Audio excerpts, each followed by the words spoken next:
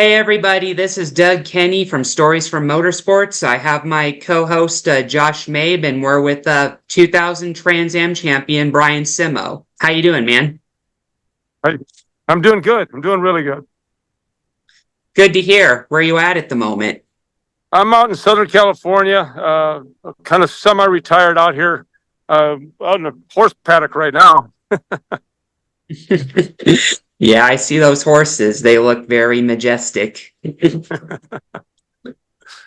Yeah, Anyway, where are you at, Josh? I am in Louisville, Kentucky. Nice, nice. It's great to see that you're in cooler weather. Josh? Yeah, it's pretty hot here, actually. It's in the 90s most of the time in Oregon. yeah, it's a 72 here, so I'm not going to say another word. Yeah, I know what you mean. So what's Southern California like to live in, Brian? It's a great place to call home. Most of my years of traveling were either, obviously business or work, and not nearly as much, social travel.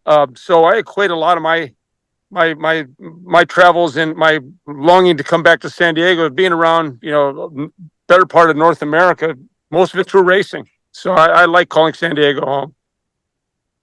That's nice. It's a very nice place. I've been to San Diego many times. Yeah, I bet.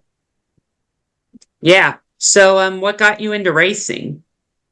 Well, it was one of those things, I guess, probably the lot of the same reason many people get into motorsports is the stick and ball deal didn't work out for me at an early age. I loved baseball when I was really young, and it just didn't work out. And I stumbled into gears and oil at an early age with motorcycles, and it just seemed to talk to me and call to me. So I stayed with it and did that through my early years, and accidentally stumbled into race car driving via a friend, and decided that's how I was going to spend the better part of my time as long as I could. That's nice. What was your upbringing like before you got into all that? Well, I grew up in the Midwest. I grew up in the Chicago area, and again, back to my travels.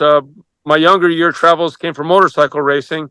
We would go down to the southeast and get away from the winter in the Chicago area, and come back in the summer for spring and race all summer. So that's how I spent my youth, and then came out to California because of motorcycle racing at probably the mid to late '80s, and I've been out here ever since. And I had a partner friend that got into car racing and just invited me to a weekend out and threw me in a car, and I said, okay, I can do this. I can feel this.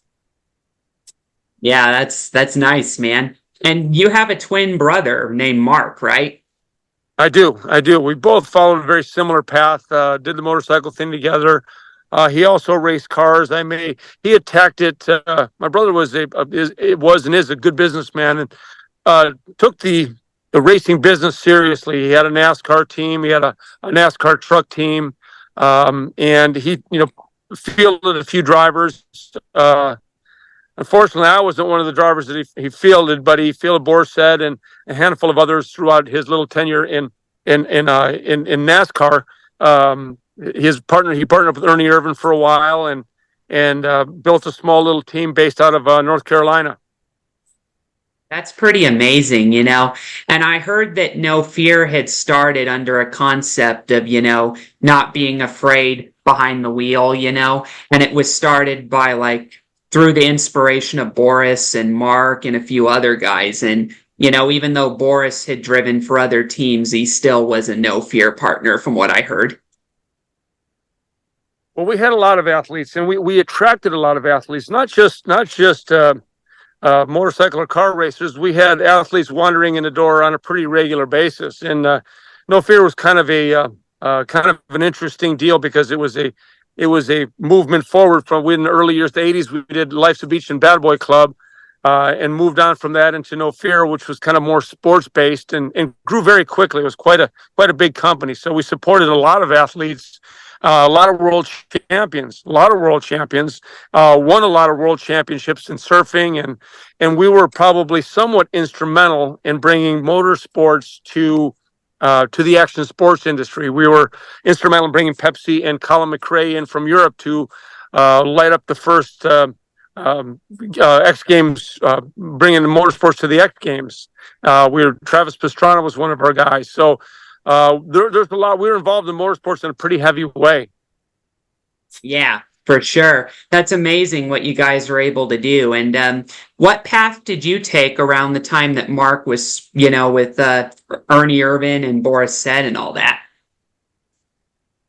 Well, the racing business fascinated me, but not from the business perspective. I love the engineering side of racing. That's one of the things I got to hand to my brother. He was very smart in amassing talent because he had four full-time employees, and sat on the front row of the Daytona 500 with four full-time employees. So his theory was information is king.